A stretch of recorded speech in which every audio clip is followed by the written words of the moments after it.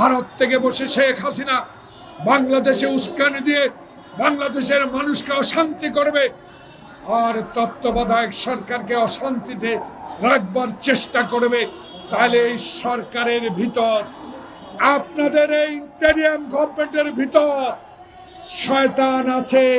আগে শয়তানকে ধরুন,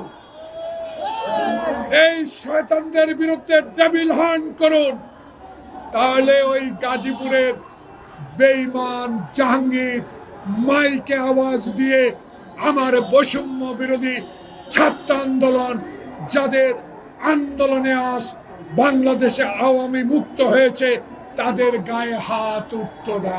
শেখ হাসিনা ষড়যন্ত্র করার জন্যই ভারতে গিয়েছে, হিন্দুস্তানের সমর্থন নিয়ে বাংলাদেশে অস্থিতিশীল করার জন্য হীন প্রচেষ্টা চালাবে। তাই আপনাদের এখনো সময় আছে। ডেভিল হান্ট তৈরি করে টোকাই ধরলে জনগণ আপনাদেরকে ক্ষমা করবে না। 2014 সাল থেকে অবৈধভাবে নির্বাচিত দুর্নীতিগ্রস্ত সন্ত্রাসী মাত্র 43 জন এমপিকে গ্রেপ্তার করেছে, মাত্র 35 জন মন্ত্রীকে গ্রেপ্তার করা হয়েছে। 6 মাসে কি করেছেন জনগণ এখন বলা শুরু করেছে।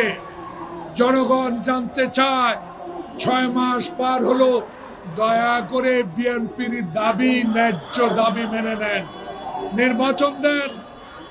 যতই বিলম্বিত হবে শেখ হাসিনার ষড়যন্ত্র আবারও শুরু হবে, আবারও সচিবালয়ে তারা আগুন দিবে, আবারও অস্থিতিশীল করে তুলবে। তাই বিএনপির দাবি, কেউ কেউ সমালোচনা করেন বিএনপি নির্বাচনের জন্য পাগল হয়ে গেছে। তারেক রহমান ধৈর্য ধরেছে 16 বছর।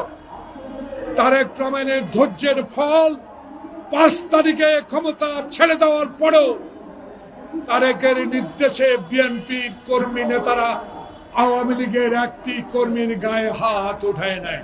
বাংলাদেশে জনগণের আস্থা অর্জনকারী একটি নির্বাচনের দাবিতে সারা বাংলাদেশে আমরা কর্মসূচি দিব, এবং এই ইন্টেরিয়াম গভর্নমেন্ট মানুষ যেন বলা শুরু না করে নিরপেক্ষ সরকার চাই, তত্ত্বাবধায়ক সরকার চাই।